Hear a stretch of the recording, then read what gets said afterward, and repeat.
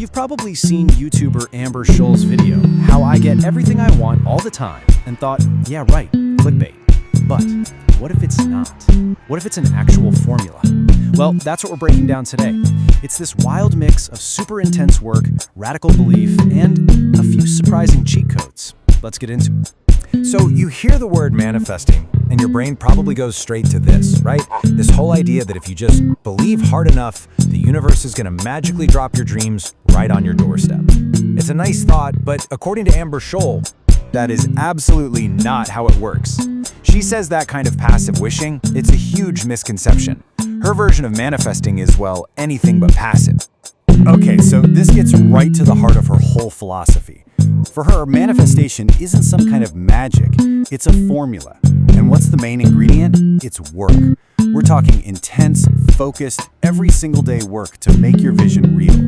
This is the question she says you have to ask yourself. Do your daily actions actually match your ambitions? Like when she had a big sales goal for her jewelry business, she wasn't just hoping for it. She was waking up at 4 a.m. to pack the orders herself. The proof, for her, is in that daily grind.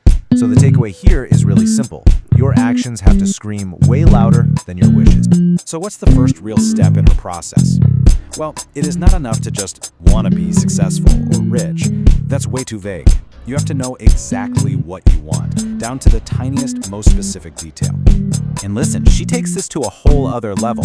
Her vision boards aren't just a couple of pretty pictures. No, she has Zillow boards for her future houses. She knows the exact chandelier she's going to hang in the entryway. She knows the specific color of the handbag she wants, and she even has the direct link to buy it saved and ready to go. It's all about making an abstract dream totally and completely tangible. Okay, so once that vision is crystal clear, you can't just sit there and stare at it. The next, and maybe most important step, is to break that huge, intimidating goal down into tiny, daily, totally manageable actions. She calls this her Postmates method.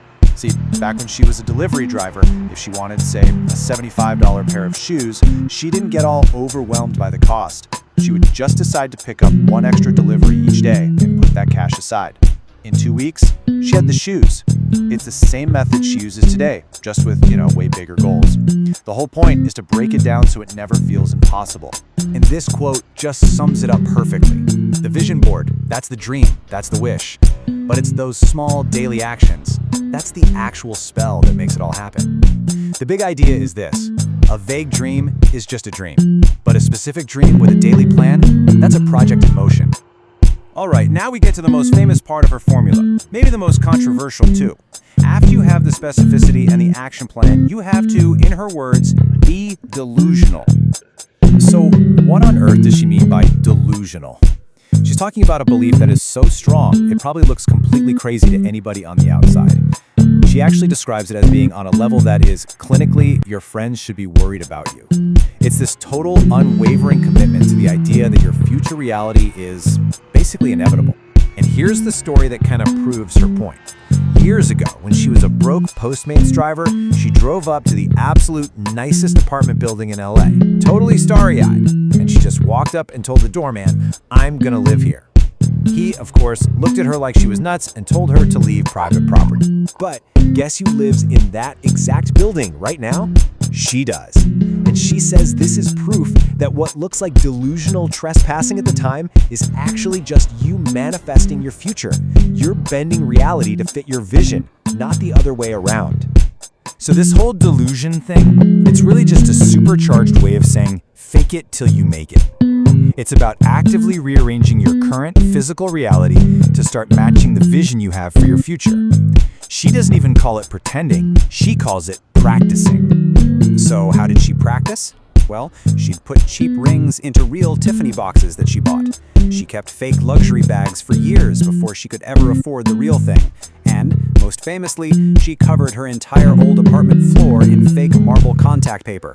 She walked on it for years, until one day she was walking on the real thing in her dream home. The lesson here is to start acting like the person you want to become, and you'll slowly close that gap between who you are now and who you're gonna be. So you've got the three main steps: specificity, action, and delusion. But then she has these 3 key behaviors that act like boosters, to accelerate the whole process. First up, you have to be bold. She tells this amazing story about seeing a beautiful fireplace in another apartment and just thinking, that needs to be mine. Months later, she randomly ran into the new owner and she just asked him for it. And guess what? He gave it to her. Fortune, she says, favors the brave. And what about luck?